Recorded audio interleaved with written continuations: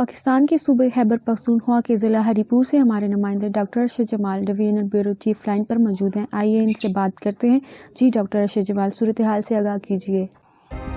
ہری پور تھانہ سٹی میں طاہر اقبال رہنما پی ٹی آئی کے قتل کی پریس کانفرنس کرتے ہوئے D P O Kashif Zulfiqar اور S P C T D Saeed Urrahman کے ہمراہ طاہر اقبال کے بھائی نے میڈیا سے گفتگو کرتے ہوئے کہا کہ ایم پی اے فیصل زمان سمیت 11 ملزمان نامزد کیے گئے، جن میں 2 ملزمان گرفتار ہیں.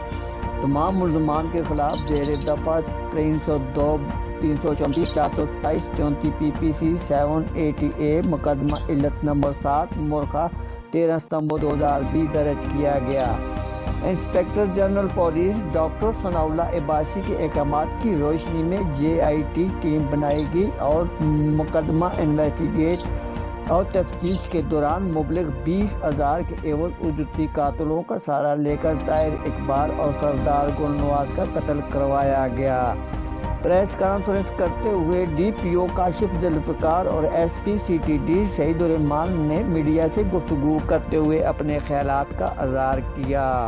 پہ یہ بات جاتی ہے جنہوں نے دن رات محنت کر کے فورینزک ایویڈنس کو استعمال میں لاتے ہوئے جیو فینسنگ کے تحت باقی جتنے اسٹیک ہولڈرز ہیں جو کہ انویسٹیگیشن میں ہماری مدد کر سکتے تھے، ایجنسیز تھیں، تمام کی مدد کو استعمال کرتے ہوئے ملزم کو کیس کو ایک منطقی انجام تک پہنچایا. اس میں آپ سب کو پتہ ہے جی کہ ایک سٹنگ ایم پی اے جو ہیں ان کو ہم نے حراست میں لیا، ابھی وہ ریمانڈ کے اوپر ہیں.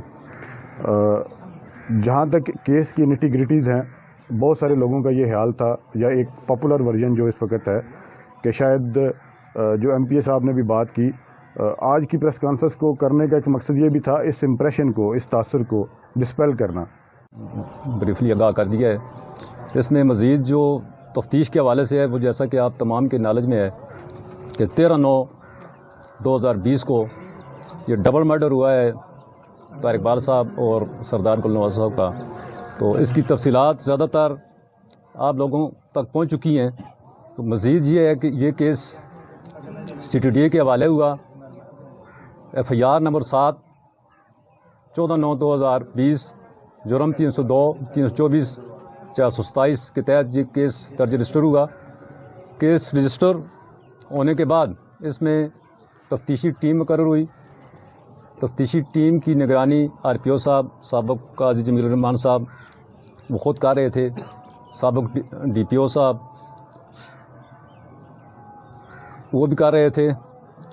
اس کے ساتھ ساتھ IG صاحب خود جو ہے وہ براہ راست اس کی نگرانی کر رہے تھے. انہوں نے کئی دفعہ آ کے یہاں پہ میٹنگز کی اور ہمیں ڈائریکشنز دیں. This is Al Jazeera.